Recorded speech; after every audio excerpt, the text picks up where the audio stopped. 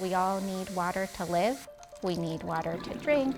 We need water to irrigate the crops that we eat. But at the same time, water can carry contaminants that can make us sick. Most of the research in terms of understanding exposure from waterborne bacteria has happened at the recreational scale. There is little to no research that is focused on people being exposed to those same bacteria in their own house. There could be environmental sources of these bacteria. Maintaining our infrastructure can be critically important for protecting our health.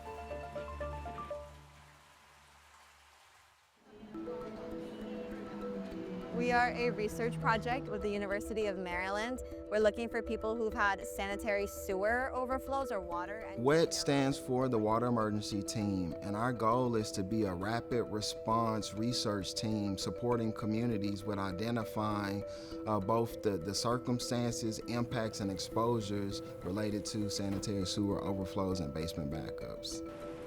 Every year there's hundreds of millions of gallons of sewage that back up into city streets and even people's homes.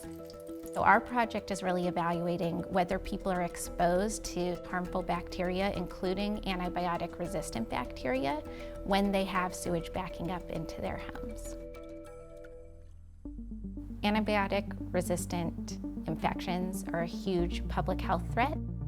If you go to the hospital with an infection and they try to treat you with the medicine that they've used for a long time, if the bacteria has a resistant gene, then it's no longer going to be able to be treated with that medication. From our pilot study, we did identify one water sample that was positive for MRSA. MRSA is a very serious antibiotic-resistant bacteria, and it can lead to severe infections, and it can also cause death. We're on our way out to collect some samples from residents that our team signed up at a community outreach event in Prince George's County. We're very thankful for letting us into your home, and so we'll conduct a survey with them. Do you remember how long it was ago? The beginning of this year. We'll also do a household visual inspection, so looking for signs of water damage. There was water in here, and then we're also seeing high water marks on the outside of this door. We'll also collect samples from where in the house there might have been sewage. And if there's standing water, we'll collect a standing water sample too. Then we'll bring it back to the lab and we'll start processing tomorrow.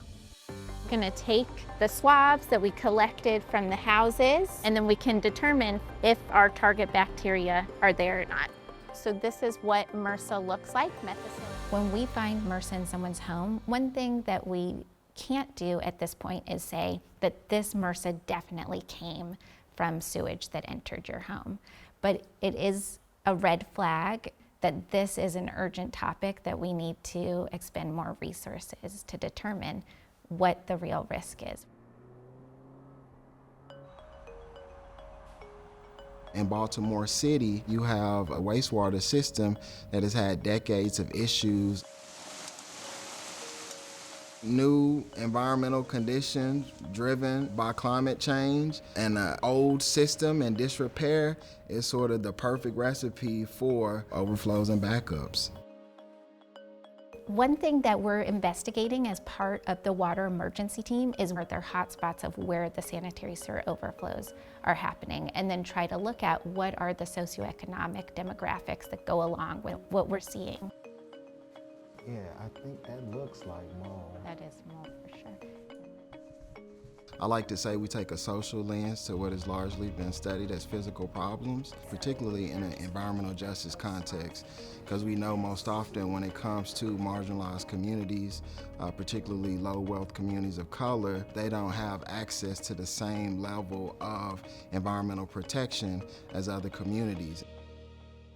She's working on the description of everything, like to have a Google Doc with the steps. One really unique aspect of the water emergency team is just how collaborative we are. We're coming at it from all different angles: public health, urban planning. We have faculty, we have postdocs, we have students, but we also have our community partners. community engagement is a cornerstone because the work that we're doing is in direct support of communities to be able to understand what they've been exposed to, how they've been impacted, and what resources are out there to support them in terms of remediation and recovery. Since 2023, we've really been scaling up, building up our team, building more partnerships throughout Baltimore. We're engaging new and different communities to see exactly how pervasive this issue is, not only throughout the city of Baltimore, but throughout the region. There's huge potential in using what we learn to influence policy at a state and federal level to make sure that people not only aren't being exposed to sewage-laden water when they recreate, but also aren't being exposed to that same bacteria inside of their households. I hope that 10 years from now, we have been successful at helping move along infrastructure upgrades and expand our reach and take the lessons that we're learning in Baltimore and then help residents throughout the United States and maybe even beyond.